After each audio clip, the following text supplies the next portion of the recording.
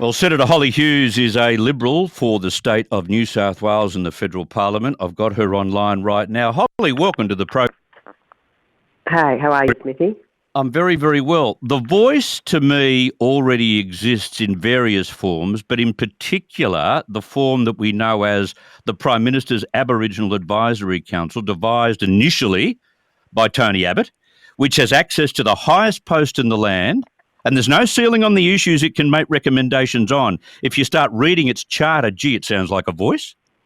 Look, it does, doesn't it? And I guess one of the problems the Labor Party's probably got with that is that it was actually set up by Tony Abbott. That in itself is probably a problem for them. Yes. And as we know, over the years, Tony Abbott is really one of the few politicians, if only politician, who has actively, and this is long before he was Prime Minister, actively went and spent significant periods of time, between weeks at a time, in remote Indigenous communities to learn and to understand and to better appreciate the issues. He probably has spent more time in remote Indigenous communities than Linda Burney, who flouts herself around the inner cities. So he probably has a better understanding and set this up. Importantly, though, it's not in the Constitution. It doesn't have to report, have a report each year. Maybe that would be something that could give it more weight so people could see what difference it was actually making. But I guess the bigger question is, there are all these bodies. What is going to happen to them if the voice is successful? Because all of a sudden we're going to have something enshrined in the Constitution, but we already have thousands of bodies directly instigated and created and funded on Indigenous issues. So what happens to all of those if this voice was to be successful? Are we just going to start paying more for another body on top of what the taxpayer is already funding? And no one knows. I was about to say that Linda Burney, the Indigenous Australians Minister, is treating us a bit like kindergarten kids at the moment. Quote, let's say a local community identifies a problem like low school attendance. The community identifies this as a challenge and wants to explore local solutions. So the community approaches their representative on The Voice and raises this issue with them. Hollie, spare me. We need a separate hall of constitutional power to get kids to school? Seriously? I mean, she's literally becoming the biggest advocate for the no vote, I would have thought, Yes. at the moment. But it is absolutely embarrassing for Linda Burney to suggest that they're aware of these issues. They're aware that there are low school attendance, that there are health impacts, that there are child abuse issues, that there are all these issues occurring within Indigenous communities. But we need the voice so that we can act on them. I mean, how offensive. If this woman knows what they are, get out and do something now, Linda. You're the minister.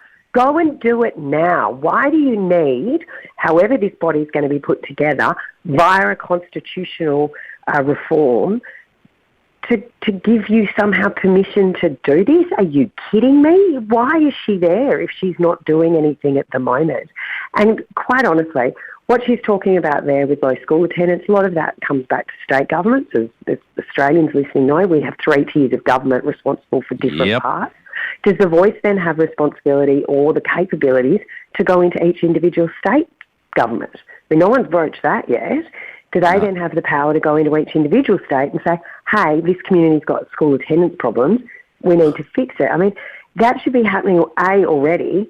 But where does this end? Where does it actually filter through? Is it just federal? Is it state as well? Is it local government? What are the impacts going to be across the board?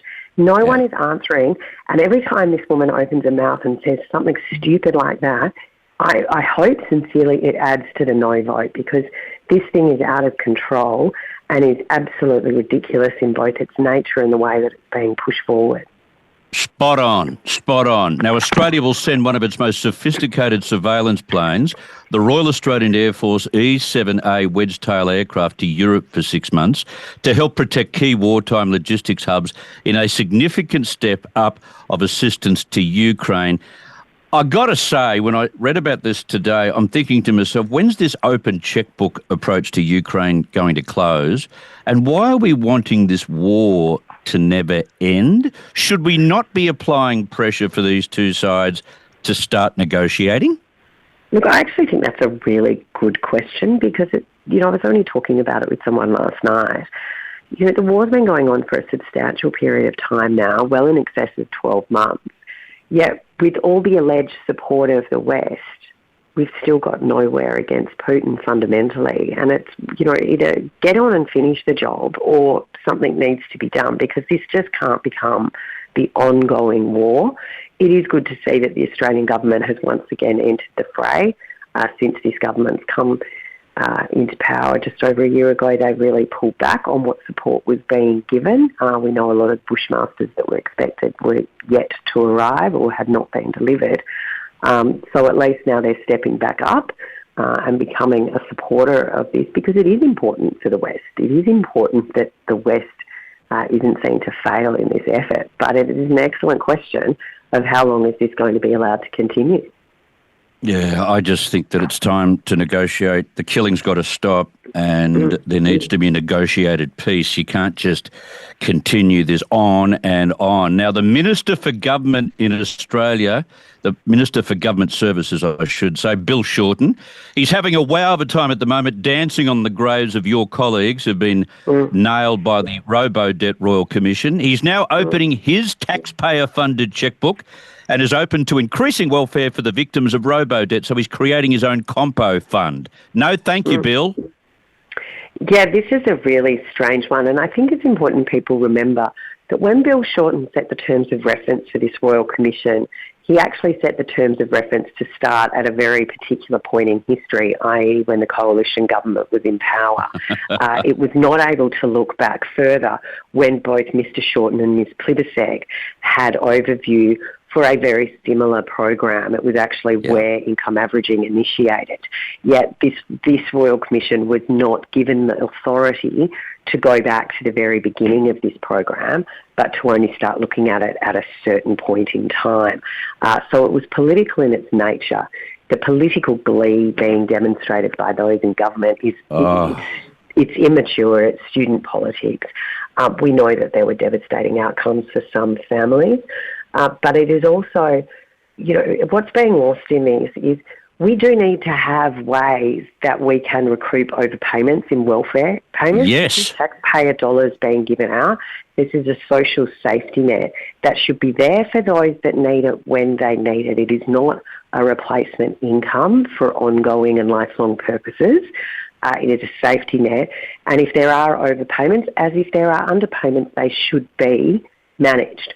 But to then say we're going to have a separate class of welfare recipients that are going to get an added payment is it's moronic, quite frankly. Oh, it is. It's absolutely disgusting. And I mean, what else would we expect from this government, who, quite frankly, most of their ministers have had no experience of real life, have gone from student politics to union politics into Parliament, and that's their experience of life. Very true. Now, a new industry poll shows that just 13% of voters in Australia think that Prime Minister Anthony Albanese is doing enough to address cost of living pressures, and only a quarter believe the economy is being managed well. Can someone in the 13% please tell me on the open line what single measure installed by this government is driving down inflation? Because I don't know of one. No, I was actually going to ask you exactly the same question. Who are the 13%? Yeah. Who are the 25% that think they're doing a good job on economics? I don't know who they are. In fact, while we're at it, if there's one Australian out there who can say, hand on heart, they are better off today than they were just over 12 months ago, please let us know, because I cannot find a person at any end of the economic spectrum, at the higher socioeconomic end to the lower socioeconomic end, and especially those in the middle. I cannot find a person, nowhere have I been, has someone said to me, my life has got better. Everywhere I go, every Australian I speak to, every single person has said their life has become harder. And it's people on very good incomes. They are working and they are struggling to get those ends to meet, whether it's higher grocery, higher energy prices, higher petrol prices, their mortgage repayments or their rental increases. People are struggling on absolutely every front. Inflation is something that impacts every single one of us, and it's not driven by the Kremlin and it's not being driven by the war in Ukraine. They are driving inflation higher in this country through their welfare budget that injected $185 million of new spending into this economy at a time when the Reserve Bank, with its one and only tool and one and only lever being interest rates, trying to put the brake on the economy, they're just pumping more money in. It's just extraordinary. It is just extraordinary. And at every turn, there seems to be a reason to lift people's wages. I must have missed that course at university when I did economics. No one told me that when inflation was high, there was a clever way to control the economy by raising wages. I must have missed that class. Now, one final one. Yeah. Go on. No, I'm with you. I think they were napping through Economics 101 if they even managed to enrol.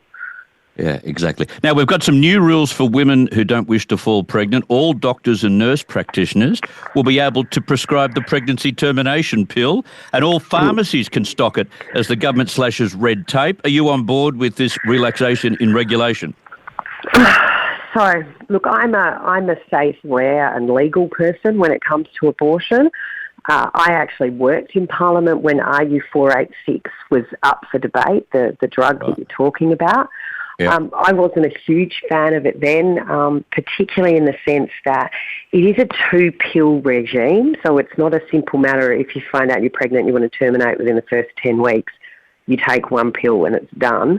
It's actually one pill, and then after a certain period of time, you take a second pill, and it's very, very important that that regime is followed because there are risks of the fetus not being aborted, and then there's risks of sepsis and all sorts of nasty things that can happen.